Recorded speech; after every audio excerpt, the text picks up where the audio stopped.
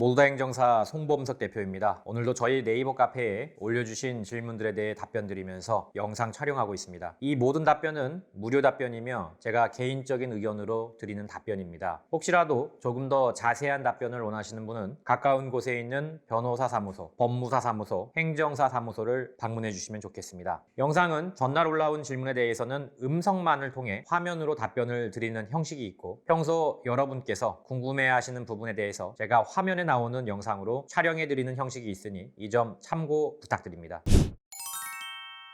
네, 7월 1일 목요일입니다. 오늘도 저희 카페에 올려주신 글들 답변 드리도록 할게요. 샤방나방님, 벌금 감경 문의. 일단 농도 0.131이 나왔고 구약식 벌금 700만 원이 나왔네요. 이제 아래 써있는 댓글과 같이 정확한 벌금이라기보다는 적당한 벌금인 것 같습니다. 그래서 이제 양형자료라든지 넣으면은 감경될 여지는 분명히 있습니다만 적당한 벌금이기 때문에 내가 반드시 감경을 받아야 된다. 아니면 이제 감경을 받으면 좋고 아니면 그만이다. 이런 상황에 따라 좀 다를 것 같습니다만 적당한 벌금이기 때문에 반드시 감경을 받아야 된다는 부분이 아니라면은 그냥 처리를 하시는 게 좋지 않을까 싶네요.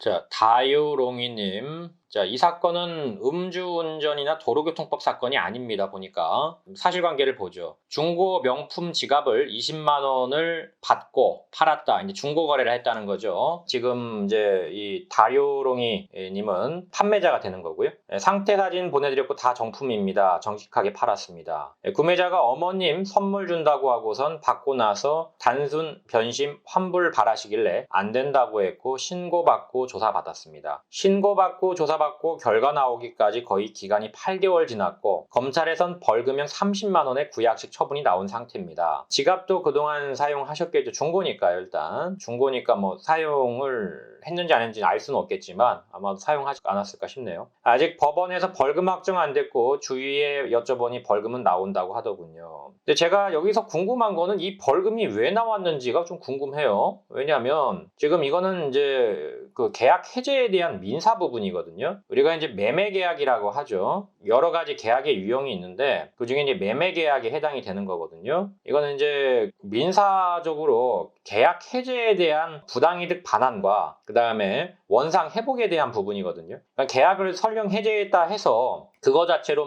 형사적인 책임으로 넘어가는 건 아니에요. 그건 별도인데 정확하게 이게 왜 벌금이 나왔는지 저는 이해가 안 돼요. 그래서 이 30만 원이라는 벌금형이 사기죄로 나온 건지 아니면 어떤 죄목으로 나왔는지를 봐야 될 것 같아요. 왜냐하면 민사적인 부분만 나와 있는데 왜 이게 벌금이 나와야 되는지에 대한 의문점이 좀 있습니다. 거기에 대해서 저희 회원님들도 댓글을 다신 것 같은데 저도 똑같아요. 이건 민사 문제예요. 그래서 계약 해제에 대한 원상 회복과 부당이득 반환에 대한 문제일 뿐이지 이것이 어떤 형사적인 문제로 비화될 사정은 없거든요. 다만 이게 이제 원래 정품이 아니었는데 그걸 팔았다. 정품인 것처럼 또는 이제 다른 어떤 정보가 틀린 것들을 놓고 팔았다. 사기죄에 해당이 돼가지고 벌금이 나올 수는 있겠습니다. 그러나 그런 어떤 지금 요소가 다요롱이 님이 쓰신 글만 놓고 봐서는 사기죄의 구성 요건이 될 만한 요소가 없어요. 정확하게 지금 벌금이 나온 부분을 킥스라는 사이트 형사사법 포탈입니다. 거기 들어가서 보시면 제목이 나옵니다. 그 제목을 보고 얘기를 하셔야 할 것 같아요.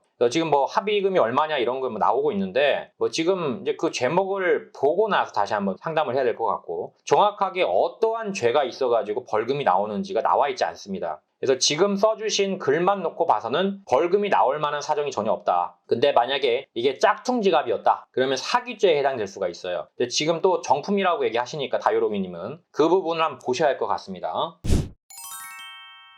합의 취소 관련입니다. 도와주세요. 현재 피해자 두 분과 민형사상 개인 합의를 보았는데 계좌이체까지 했고 검찰 제출까지 했는데 검찰 제출을 한 뒤에 합의를 취소하겠다. 계좌번호를 불러달라고 하더군요. 일단 이건 합의도 계약의 일종이기 때문에 비전형 계약이죠. 우리가 매매 계약이나 이런 건 아니기 때문에 합의 계약이라고 볼 수가 있는데 형사합의에 대한 부분에 있어서 취소가 됐다. 이제 취소권은 사정 변경에 의해서 행사를 할 수 있겠죠. 그러나 이미 검찰청에다가 합의서를 넣은 이상 그것을 어떻게 빼달라고 할 수는 없거든요. 그러니까 그건 이제 피해자가 알아서 할 몫이고 취소를 하겠다면은 취소를 해줄 수밖에 없는 상황일 수도 있습니다. 물론 이제 지금 합의의 시간이 굉장히 오래 흘렀다면은 취소가 안 되겠지만 한두 시간 후에 바로 합의를 취소하겠다라고 한 이상 합의 취소에 대한 부분이 전형적인 어떤 취소권에 해당이 된다고 봐야 될 것 같고요. 합의가 취소가 될지언정 일단 검찰청에 서류가 들어간 이상 그걸 적극적으로 가해자가 나서가지고 이거 합의 취소됐으니까 합의서 빼주세요라고 할 수 있는 상황은 아닌 것 같습니다. 만약에 그 부분에 있어서 검찰청에다가 합의 취소에 의사표시를 하고 싶다면 피해자가 얘기를 해야겠죠. 본인들이 취소권 행사했으니까.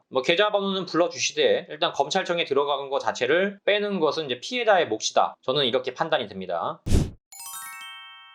RCG02050님, 뺑소니 혐의가 인정될까요? 자, 차량을 보니까 조금 푹 패였어요, 지금. 차 범퍼죠. 왼쪽 뒷범퍼. 사고인지를 못한 상태에서 사고 난 차량이 제 차 앞에 와서 비상 깜빡이를 켰는데 끼어들어서 왔는지 알고 미안하다라고 했나봐요. 근데 알고 봤더니 이제 사고가 났던 거죠. 그래서 이제 사고가 났던 걸 모르고 가신 것 같은데 만약에 이제 이게 이렇게 푹 패일 정도로 사고가 났는데 몰랐을 수가 있느냐 어떤 이런 부분들로 뺑소니 혐의가 적용이 된다면 뺑소니가 될 수도 있어요. 이거는 뺑소니가 되게 된다면 알다시피 이제 면허 취소가 4년 취소가 되고 또 벌금이 1,000만 원 이상 나올 수가 있습니다. 내가 정말로 몰랐다 이런 부분들을 확실하게 소명을 할 수가 있다면 그런 부분들에 대한 소명을 꼭 하셔야 할 것 같습니다. 이대로 흘러가면은 뺑소니가 될 확률이 굉장히 높아져요. 왜냐하면 이렇게 차가 패였는데 이걸 몰랐다라는 것이 과연 말이 되냐 그런 부분들은 이제 좀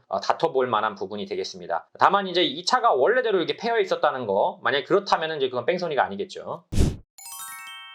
네, 여기까지 질문에 대해서 답변 드렸습니다. 모두다 행정사 카페 게시판은 항상 열려 있습니다. 네이버에 모두다 행정사로 검색하시고 카페 게시판 Q&A 코너에 질문을 적어주시면 최대한 빠르게 답변을 드리고 있습니다. 유튜브에 질문을 적어주시는 분들에 대해서는 따로 답변을 드리지 않기 때문에 반드시 네이버 카페 게시판에 글을 올려주시길 부탁드립니다. 다만 제가 모든 질문에 대해서 답변을 드릴 수는 없기 때문에 반드시 제 답변이 필요하신 분들은 질문 제목에 저에게 답변을 달라고 하시면 감사하겠습니다. 또한 모두다 행정사는 8년째 비대면 업무로 진행하고 있습니다. 전염병 걱정 없이 언제든지 서면만으로 진행할 수 있는 비대면 시스템을 꼭 활용하시길 바랍니다. 아울러 저희 모두다 행정사를 시청하시는 모든 분들에게 부탁을 드립니다. 좋아요와 구독은 저에게 많은 힘이 됩니다. 좋아요와 구독 꼭 부탁드립니다. 여기까지 송범석 행정사였습니다. 감사합니다.